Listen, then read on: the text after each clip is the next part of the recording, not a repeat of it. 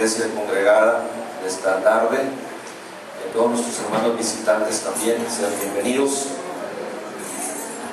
Vamos a meditar en la palabra del Señor, hermanos, y me voy a basar en un versículo. Me gusta tener a César Rojas de regreso, hermanos. Que lo bendiga.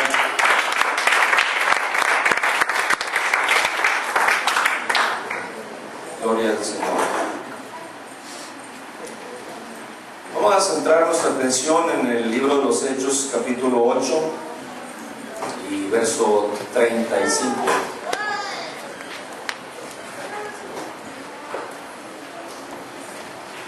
Gloria a Dios. Ahora vamos a trabajar con una pantalla. El otro aparato Dios lo que iba a dar, pero gracias a Dios que nos queda uno, hermanos, para que ustedes puedan ver la escritura. Dice así la palabra del Señor. Entonces Felipe, abriendo su boca y comenzando desde esta escritura, le anunció el Evangelio de Jesús. Amén. Todos sus lugares, hermanos. En este primer día de la semana, 19 de mayo del año 2013, voy a compartir con ustedes la reflexión que he titulado "Y comenzando desde esta escritura". Y comenzando desde esta escritura. Hermanos, esta historia doctrinal, el libro de los Hechos contiene historia, pero es doctrinal. Esta historia doctrinal verdadera comienza en el mismo capítulo 8 de los Hechos, pero en el verso 26. Después de haber leído el verso 35, donde dice que entonces Felipe, abriendo su boca y comenzando de esta escritura, le anunció el Evangelio de Jesús. Esta historia doctrinal verdadera comienza desde el verso 26, donde dice: un ángel del Señor habló a Felipe diciendo. Gloria a Dios. Hermanos, lo que distinguía, una de las cosas que distinguía a la iglesia del primer siglo era lo siguiente. Número uno, había actividad angelical en la vida del reino de Dios o de la iglesia. Había ángeles hablando, ángeles mensajeros. También, en segundo lugar, de lo que distinguía a la iglesia del primer siglo era el mover sobrenatural del Espíritu Santo, como sucedió en esta historia que vamos a ir reflexionando en ella. Y el fundamento, hermanos, de gobierno, de autoridad espiritual de Efesios capítulo 2 y verso 20 era lo tercero que distinguía a la iglesia de nuestro Señor Jesucristo, fundada por Cristo en el primer siglo. Gloria al Señor. Era el fundamento de gobierno, de autoridad espiritual, hermanos, que está revelado en Efesios capítulo 2 verso 20 y en Efesios capítulo 4 verso 11. Gracias, hermano. En la iglesia dice ahí la escritura: edificado sobre el fundamento de los apóstoles y profetas, siendo la principal piedra del ángulo Jesucristo mismo. En el verso 11 dice: y él mismo, Jesucristo mismo, y él mismo constituyó a unos apóstoles, a otros profetas, a otros evangelistas, a otros pastores y maestros. Aquí en Estados Unidos, ante el gobierno, hermanos, nosotros estamos registrados como la Asamblea Apostólica de la Fe en Cristo Jesús, y ante la gente nos identificamos como la Iglesia Esperanza, Ayuda y Sanidad. De acuerdo a Efesios 4:11, yo como ministro, como líder de esta iglesia, soy pastor y maestro. Estoy cuarto en la lista de ministerios de Efesios 4:11, donde habla de apóstoles, de profetas, de evangelistas, de pastores y maestros. Cuarto en la lista de ministerios, quinto en la lista de ministerios, hermanos. Y menos mal que ciertos mesiánicos no adulteraron, hermanos, este texto del todo en el Código Real. Una traducción que existe del hebreo, pero también del arameo al español.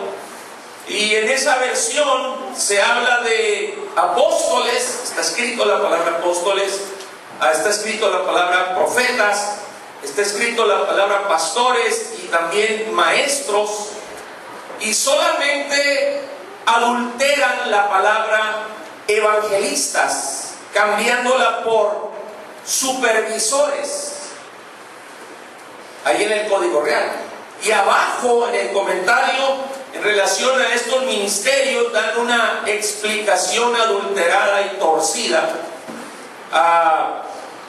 En Efesios 4:11, regresando a esta escritura, en arameo dice: y él mismo constituyó a unos apóstoles, a otros profetas, a otros evangelistas, a otros pastores y a otros maestros.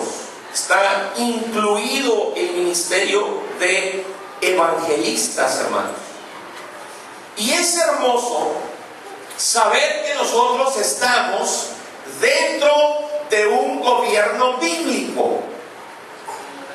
Estamos bíblicamente hablando, hermanos, bajo el gobierno de autoridad, por ejemplo, de nuestro muy amado apóstol Amador Valenzuela, dentro de la iglesia del Dios vivo. Él es nuestro Padre espiritual, directamente mi Padre espiritual.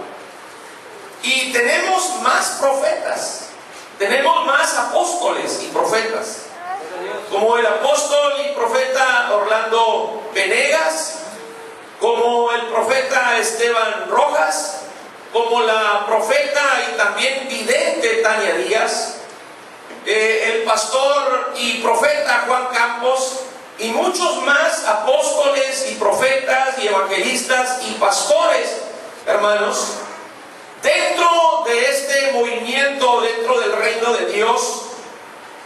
Y formamos parte de una membresía mundial de más de 4.100.000 miembros. Somos parte, hermanos. Y nuestras oficinas generales están en el 8800 Cristo Viene Drive, El Paso, Texas 79907, el código. Es hermoso saber que estamos dentro de la línea de gobierno, de autoridad espiritual establecido en la palabra del Señor, hermanos. Gobierno que está constituido por apóstoles, por profetas, por evangelistas, por pastores y maestros. Gloria al Señor.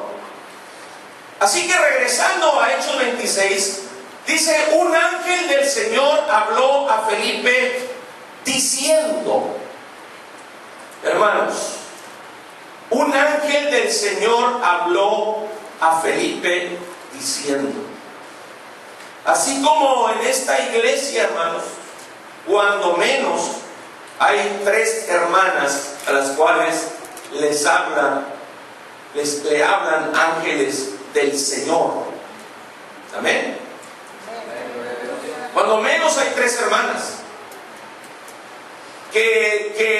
a las cuales les hablan ángeles del Señor.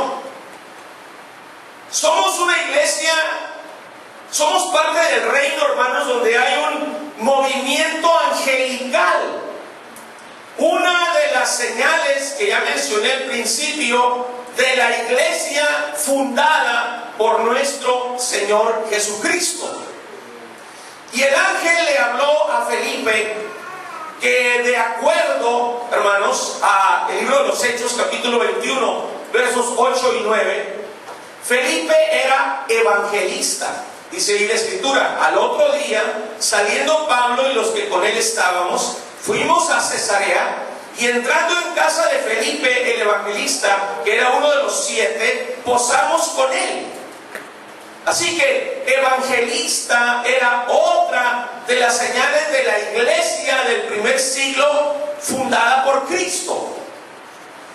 Y en el verso 9 dice: este tenía 4 hijas doncellas que profetizaban. Esto nos enseña que en Cesarea también se manifestaban los dones del Espíritu Santo. Otra de las señales, hermanos, de la iglesia del primer siglo fundada por nuestro Señor Jesucristo, la manifestación de los dones del Espíritu Santo. En este caso eran 4 hijas que Felipe tenía que profetizaban, hermanos. Bendito sea el Señor. En Hechos 8:26, el ángel le dijo: levántate y ve hacia el sur por el camino que desciende de Jerusalén a Gaza, el cual es desierto. En el área geográfica, hermanos, Gaza era una de las 5 principales ciudades de los filisteos. Las otras eran Asdod, Askelón, Ecrón y Gat. La vieja Gaza había sido destruida a principios del primer siglo, y una nueva ciudad de Gaza había sido construida cerca de la costa. De Jerusalén a Gaza hay aproximadamente 100 kilómetros. Y la orden la recibe cuando él estaba en Samaria. Era un camino, y es un camino desértico. ¿Qué orden tan extraña, ¿no?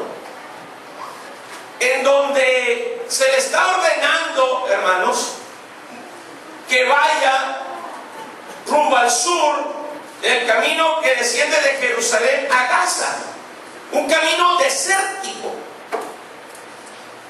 El Señor, hermanos, por medio del ángel, le dijo que fuera hacia el sur. Le dijo del camino de Jerusalén a Gaza. Pero leen ustedes que el ángel del Señor le haya dicho para qué quería que fuera al desierto. No le dice. Pero Felipe fue. Sencillamente, él fue. ¿Saben por qué, hermanos? Porque un verdadero siervo no cuestiona órdenes, solo obedece fielmente. Le dice que vaya hacia el sur, Cata Mesembrayam, hacia el sur, Cata Mesembrayam.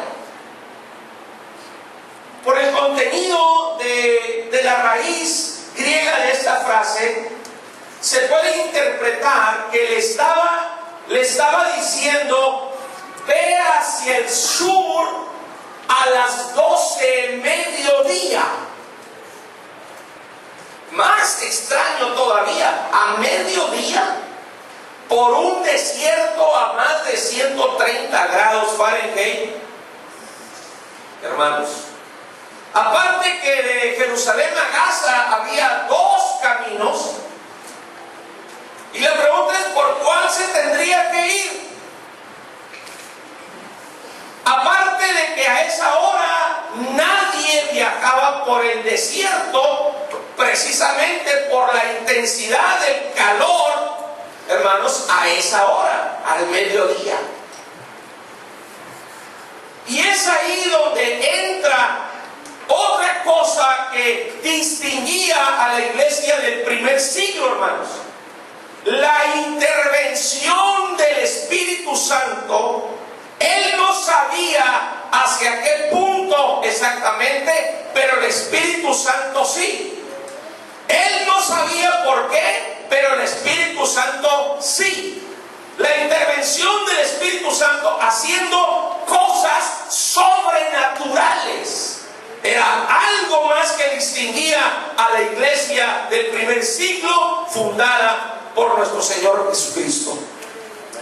Cuando Felipe, adelantándome al final, cuando Felipe terminó su trabajo para lo que lo quería en el desierto, la Biblia dice que el Espíritu del Señor arrebató a Felipe y que se encontró en Azoto, el nombre de una ciudad. En otras palabras, lo desapareció de un punto del desierto y lo apareció en la ciudad de Azoto. Movimiento del Espíritu Santo de manera sobrenatural. Regresando a Hechos 8:27 ahora, dice: entonces él se levantó y fue. ¿Cómo? ¿Hacia dónde? ¿En qué punto, hermanos? Así como el Espíritu del Señor desapareció a Felipe, llevándoselo de un punto del desierto, así de la misma manera lo apareció en un principio desde Samaria, en donde él había andado evangelizando hasta ese punto del desierto, porque para el Señor no hay nada imposible. Gloria al Señor. Estamos hablando del evangelista Felipe. En el adulterado Código Real, hermanos, en Efesios 4:11, en lugar del ministerio de evangelista, le ponen torcidamente supervisores. Y luego en el comentario, en la parte de abajo, ponen que estos eran los encargados de supervisar que la alimentación de la comunidad sea apropiada y segura, o sea, alimentos kosher. Pero en el mismo Código Real se puede comprobar esta mentira, porque en Hechos capítulo 8 versos 6 y 7 dice: y los de allí unánimemente escuchaban, poniendo el sentido en las cosas que decía Felipe, porque espíritus inmundos, dando fuertes gritos, salían de aquellos donde habían entrado. Y luego dice: y muchos paralíticos y cojos eran sanados. Y luego en el verso 13, Hechos 8:13, cuando Felipe, que dicen que era un supervisor de alimentos, hermanos, estaba ahí, en el verso 13 dice: también creyó Simón mismo, y habiéndose purificado en agua, por nada se apartaba de Felipe, y se maravillaba cada vez más y más, viendo las señales milagrosas y grandes prodigios que se hacían. Así dice en el Código Real.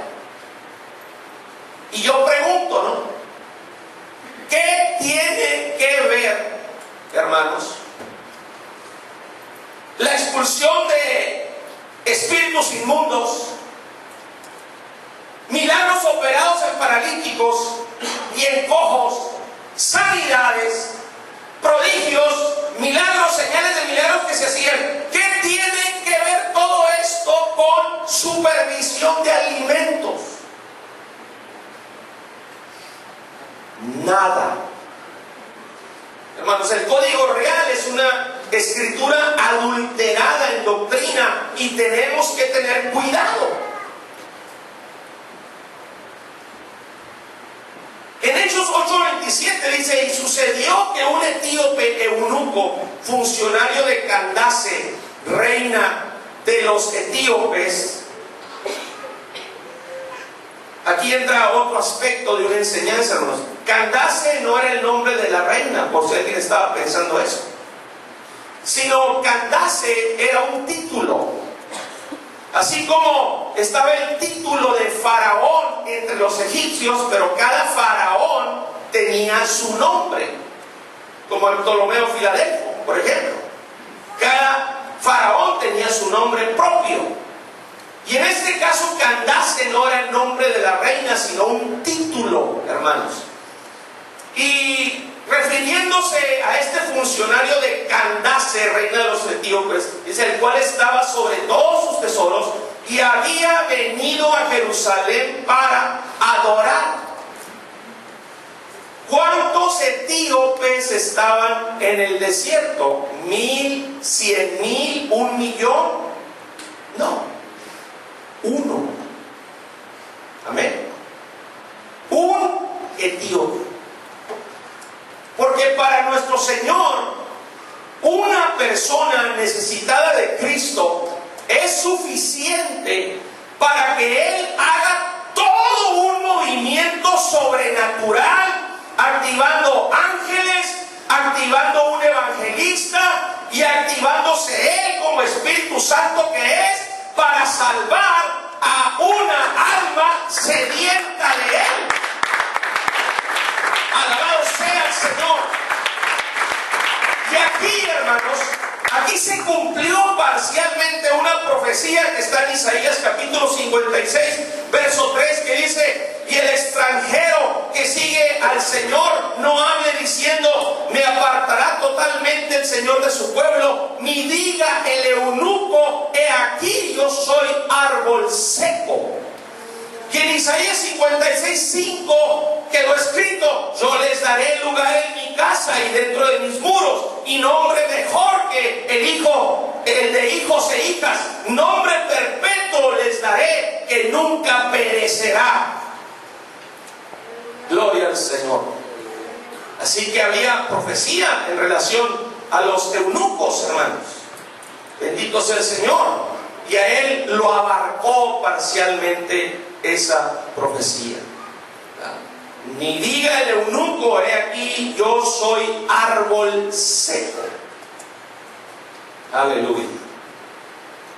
Cuando vi esta escritura me acordé de algo que le reveló hace poco a una oveja de esta congregación.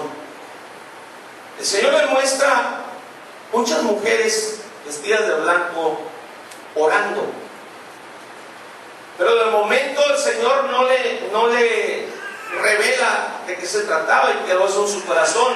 Le pregunta al Señor y que si qué representaban esas mujeres vestidas de blanco. Estaban hincadas y resulta que las mujeres estaban orando. Y la respuesta del Señor, una de ellas, es que necesitan orar más. Estaban en hileras de rodillas, representando que necesitan orar más. Necesitamos orar más, porque no solamente las dorcas, las mujeres cristianas necesitan orar más, sino todos necesitamos orar más. Y luego le pregunta esta oveja que por qué algunos se han salido. Y la respuesta del Señor es que no eran árboles que estaban bien plantados. Y luego el Señor añadió: riega tus raíces. Aleluya. Qué interesante lo que el Señor muestra en su mover sobrenatural. Qué interesante como Él piensa, hermanos. Gloria a Dios. Y regresando a este eunuco del cual se declara que ninguno dijera yo soy árbol seco. La ley de Moisés en ciertos aspectos excluía a este eunuco. Aunque venía de adorar en Jerusalén, la ley de Moisés excluía a este eunuco. Pero la ley de Cristo, hermanos, lo recibía con amor y misericordia. El Señor se estaba moviendo para tratar personalmente con la vida de este hombre, hermanos. Porque Cristo anuló la ley en la cruz. Colosenses 2:14 dice ahí, anulando el acta de los decretos. Estudiando la raíz, hermanos, sobre la parte de esta frase, el acta de los decretos, quiere decir anulando lo escrito a mano en manuscrito de la ley. Así que anulando lo escrito a mano en el manuscrito de la ley que había contra nosotros, que nos era contraria, quitándola de en medio y clavándola en la cruz. Así establece la palabra del Señor. Y la ley de Moisés excluía a este eunuco. De ahí venía, de Jerusalén, de escuchar la ley, de adorar, hermanos, conforme a las fiestas judías. Y aquí en el caso de este etíope eunuco, hermanos, un eunuco tiene diferentes aplicaciones. Pero una de ellas en este caso se trataba de una persona, de un hombre que estaba castrado, había sido castrado. Y un mandamiento de la ley que el Señor anuló es Deuteronomio, en el caso de él, Deuteronomio 23:1, que en la escritura hebrea viene siendo el verso 2. Del hebreo al español dice: un individuo con los testículos aplastados o cuyo miembro ha sido mutilado no entrará en la congregación del Eterno. Si con testículos aplastados eran excluidos, imagínense con testículos castrados, hermanos, menos podían participar de ciertos privilegios. Y en este caso, la interpretación es que la prohibición era que no podía casarse con una mujer judía, porque no podía procrear hijos. Pero bajo la ley de Cristo, hermanos, podía casarse con quien quisiera. Esto hablándolo bajo el espíritu de la escritura que está en 1 Corintios capítulo 7, verso 39. Ahí habla de quien quiera casarse con quien quiera. Pero luego añade, con tal que sea en el Señor. Con alguien más que está en el Señor, que ama al Señor, que sirve al Señor, que hizo pacto con el Señor. Y, hermanos, lamentablemente, así como le pasó a este etíope eunuco, así le pasó a Daniel, a Ananías, a Misael y a Azarías. Ayer en Daniel, el libro del profeta Daniel, capítulo 1, versos 3 y 4, dice ahí la escritura: y dijo al rey a Aspenas, jefe de sus eunucos, ¿se fijan?, que trajese de los hijos de Israel, del linaje real de los príncipes, muchachos en quien no hubiese tacha alguna, de buen parecer, enseñados en toda sabiduría, sabios en ciencia y de buen entendimiento, e idóneos para estar en el palacio del rey. Por eso los castraban, porque no querían que hubiera descendencia de sirvientes. Y luego se le dijo que les enseñase las letras y la lengua de los caldeos. Cuando fueron llevados cautivos a Babilonia, fueron enseñados en las letras y la lengua de los caldeos. ¿Y cuál es la lengua de los caldeos? El arameo. Por eso, todos esos niños, esos hijos, murió la generación vieja, mayor, y creció la siguiente generación. Perdieron el hebreo y aprendieron el arameo, de tal manera que cuando llegamos a los tiempos de Cristo, había 7 variantes de arameo que se hablaban, y el que el Señor hablaba era el arameo galileo. Allá se perdió el hebreo, en Babilonia. Pero fíjense ahora en la profecía en relación a esto que acabo de leer de Daniel. En el segundo libro de Reyes, capítulo 20, versos 16 al 18, dice la escritura: entonces Isaías dijo a Ezequías: oye palabra del Señor, he aquí vienen días en que todo lo que está en tu casa y todo lo que tus padres han atesorado hasta hoy será llevado a Babilonia, sin quedar nada. Antes leí lo que pasó en el capítulo primero del libro del profeta Daniel, pero ahora les estoy hablando de la profecía antes de que llegaran a Babilonia. He aquí vienen días en que todo lo que está en tu casa y todo lo que tus padres han atesorado hasta hoy será llevado a Babilonia sin quedar nada, dijo el Señor. Y de tus hijos que saldrán de ti, que habrás engendrado, tomarán, fíjense, y serán eunucos en el palacio del rey de Babilonia. ¿Para qué estaban siendo preparados Daniel, Ananías, Misael y Azarías? Para ser llevados al palacio del rey. Y dice: y serán, los tomarán y serán eunucos en el palacio del rey de Babilonia.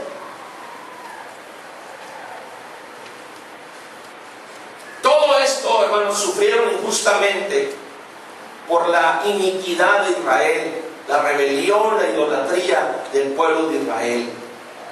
Aleluya. Y volviendo al etíope eunuco, en Hechos 8:27, dice que había venido a Jerusalén para adorar. ¿Ya se descompuso usted también? ¿No? Había venido a Jerusalén para adorar. ¿Cómo es que un etíope iba a Jerusalén a adorar, hermanos? En Etiopía conocían al Dios de Israel y la ley de Moisés por la reina de Sabá. Esto se originó allá en el primer libro de Reyes, capítulo 10, verso 1, donde dice la escritura: oyendo la reina de Sabá la fama que Salomón había alcanzado por el nombre del Señor, vino a probarle con preguntas difíciles y dijo al rey: verdad es lo que oí en mi tierra. ¿Cuál? Etiopía, de tus cosas y tu sabiduría. Que por cierto ahí se quedó por X cantidad de tiempo, y fue una de las concubinas de Salomón, y tuvo un hijo de Salomón, instruido en la ley de Moisés, y al tiempo ella regresó a su tierra con su hijo, y así es como se empezó a compartir la fe judaica. Por eso encontramos a un etíope eunuco siendo a adorar a Jerusalén. Y obviamente en ese entonces todavía no era destruido el templo. Estuvo en el patio de los gentiles, donde ni los mismos judíos podían entrar, hermanos. Dentro del templo de Salomón, reconstruido por Herodes, no podían entrar ni en el lugar santo y menos al lugar santísimo.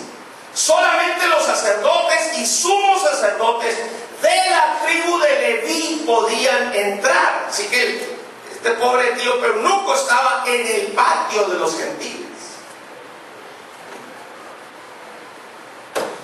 En Hechos 8:28 dice: y volvía sentado en su carro y leyendo el profeta Isaías. Aquí en este punto, hermanos, la escritura no nos dice el estado emocional del etíope.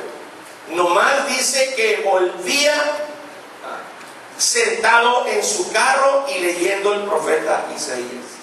No nos dice su estado emocional, si venía feliz al haber sido testigo de los ritos judíos, de las fiestas judías, llenos de ritos y sacrificios de animales y derramamiento de sangre de animal. No nos dice si venía lleno, si venía satisfecho.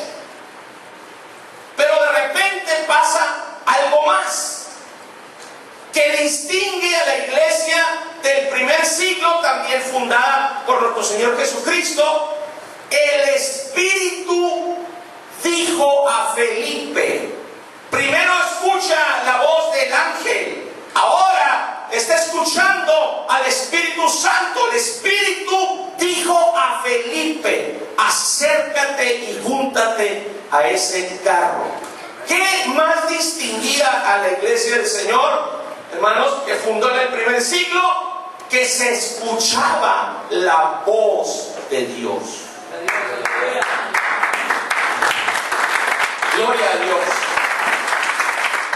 Como nuestro apóstol, hermanos, escucha la voz de Dios cada semana o a veces cada día, hermanos. Nada más él ha escuchado la voz de Dios. La voz de Dios está, hermanos, la posibilidad para cada uno de nosotros. Gloria al Señor. Es más, hermanos, en esta iglesia han escuchado la voz de Dios. ¿No está bonito? ¿Digo verdad o digo mentira? ¿Escuchaste o no escuchaste la voz de Dios aquí en este altar? Amén. Cooper, ¿tú escuchaste la voz de Dios? El Señor le dijo que era el número uno en su vida y le explicó por qué era el número uno en su vida. ¿Estoy hablando de verdad o mentira? Dijo. El Señor le habló, escuchó la voz del Señor en una etapa de su vida. Juanito, en una etapa de la suya, escuchó la voz de Dios. Y hay otros miembros aquí que han tenido ese privilegio y que está al alcance, a la posibilidad, hermanos. Así de íntima puede ser la relación entre nuestro Dios y nosotros, sus hijos. Alabado sea el Señor.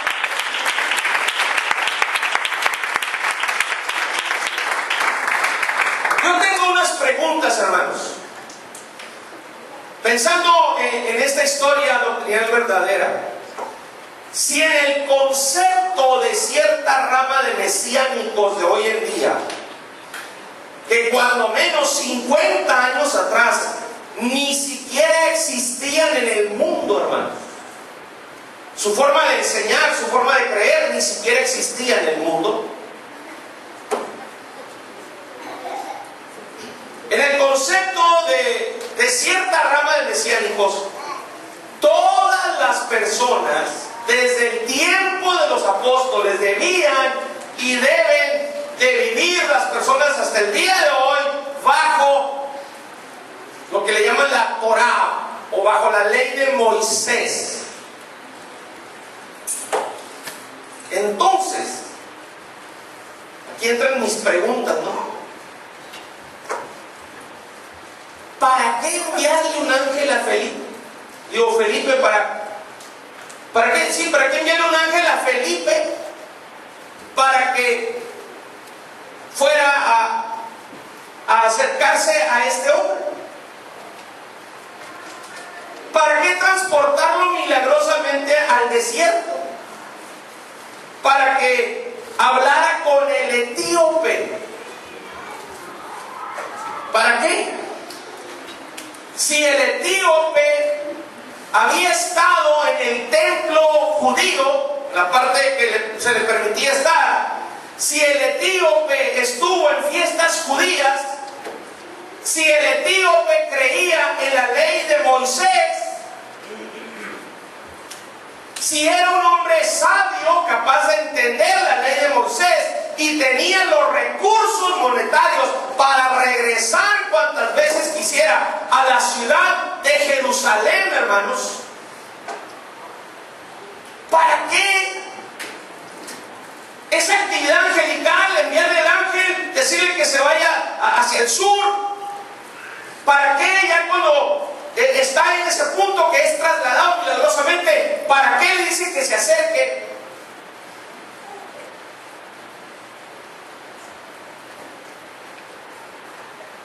Aleluya.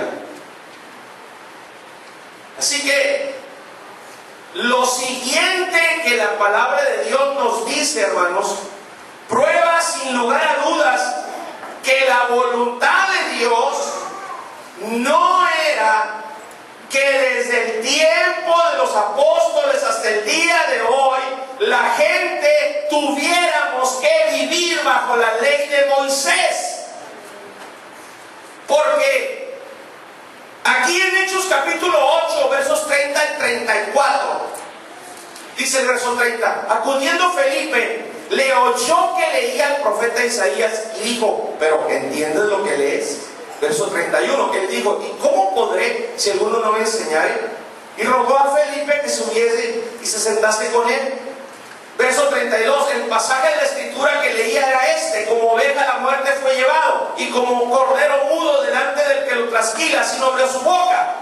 Verso 33, en su humillación no se le hizo justicia, mas su generación, ¿quién la contará? Porque fue quitada de la tierra su vida. Verso 34, respondiendo el eunuco, dijo a Felipe, te ruego que me digas, ¿de quién dice el profeta esto? ¿De sí mismo o de algún otro? O sea, esto que acabo de leer, o que iba leyendo el etíope eunuco, tiene que ver con todo el tormento del Señor hasta el momento del tormento cruel de ser crucificado.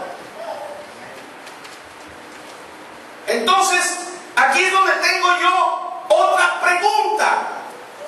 Si Dios quería que este etíope eunuco y toda la gente siguiera viviendo bajo la ley de Moisés, y eso era lo que los judíos vivían, y la oportunidad estaba para cualquier persona no judía, podía convertirse al judaísmo con todos los derechos, con todos los privilegios. A eso se les llamaba prosélitos.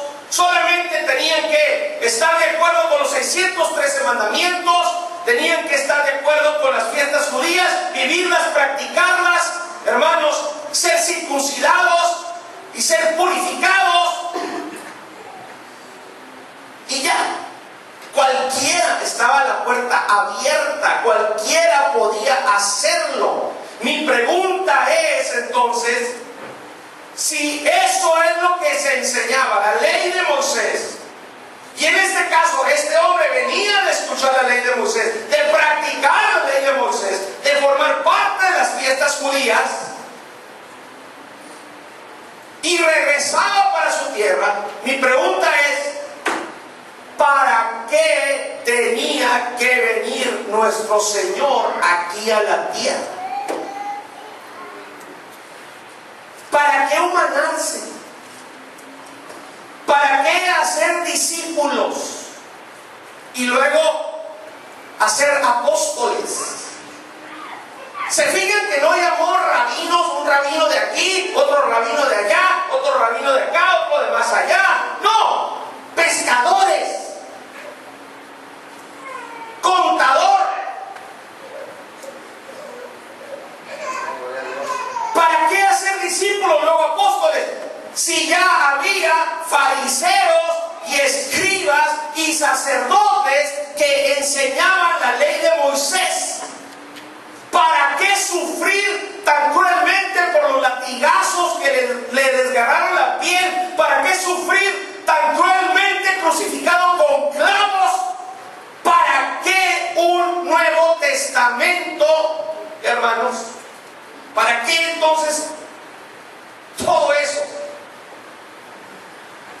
Si ya se estaba enseñando lo que los mesiánicos enseñan, rama de mesiánicos enseñan, que así es como se debe vivir. Como dijo nuestro apóstol, ¿no? Hasta alguien que tenga una neurona en el cerebro puede entender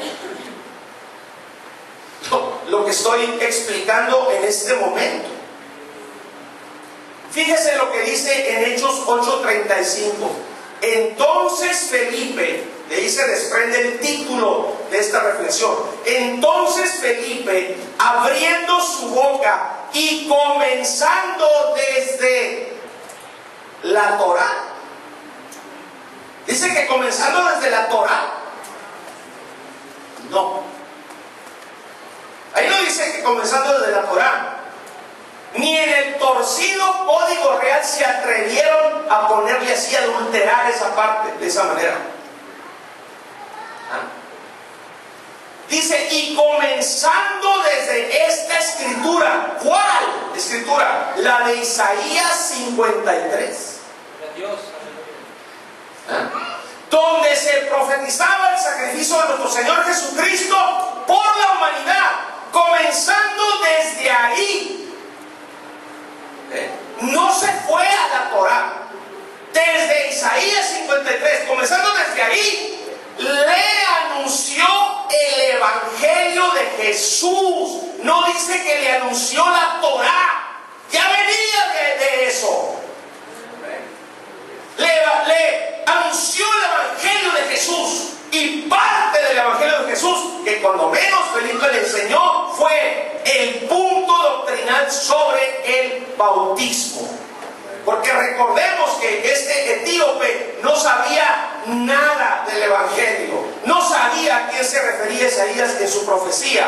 Ahí en Hechos capítulo 8, verso 36 dice: y yendo por el camino llegaron a cierta agua, y dijo el eunuco: aquí hay agua, ¿qué impide que yo sea bautizado?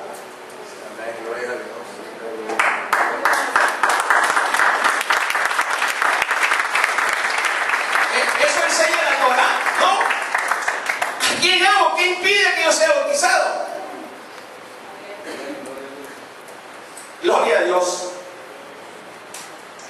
¿Cómo bautizar a Felipe? Pues cuando antes de que el Señor lo llevara ahí milagrosamente, él estuvo en Samaria. Felipe estuvo en Samaria. Y Hechos 8:12 enseñan cómo bautizaba. Porque él dice: pero cuando creyeron a Felipe que anunciaba la Torá. No dice que anunciaba la Torá. Dice: cuando creyeron a Felipe que anunciaba el Evangelio del reino y el nombre de Jesucristo, se bautizaban hombres y mujeres.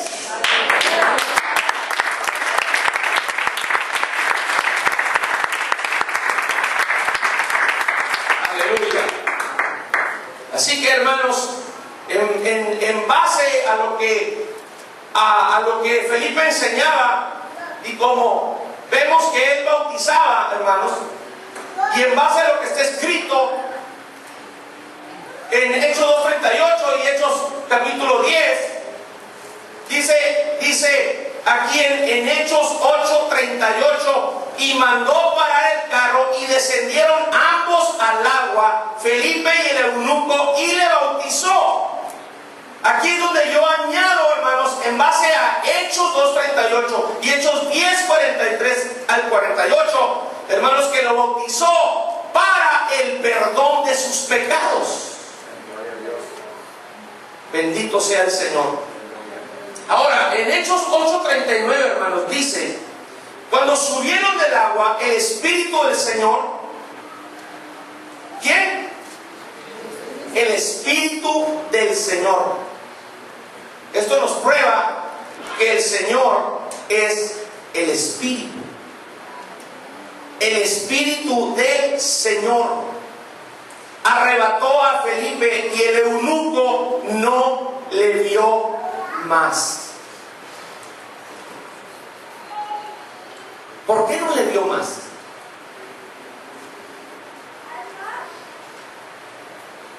Hermanos, porque el Evangelio de Jesús era suficiente para su salvación y no necesitaba para nada la ley de Moisés, pues ahora tenía la ley de Cristo.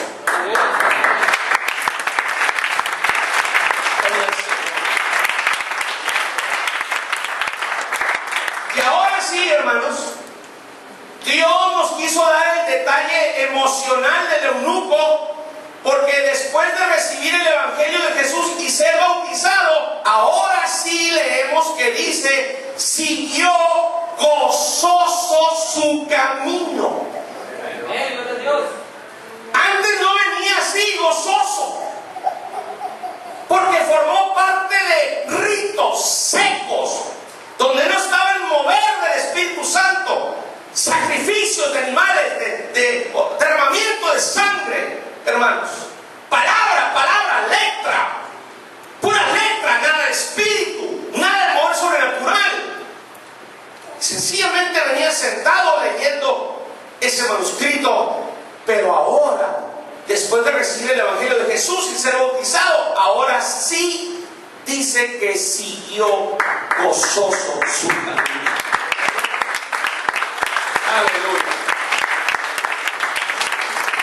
Qué hermoso, hermanos, qué hermoso es formar parte de una iglesia que tiene los mismos ministerios de la iglesia del primer siglo, la misma línea de autoridad, apóstoles, profetas, evangelistas, pastores y maestros, movimiento angelical, hablándonos, dándonos dirección de parte de nuestro Señor. Formamos parte de una iglesia donde se escucha la voz de Dios, donde hay un movimiento sobrenatural del Espíritu Santo, donde se recibe el don del Espíritu Santo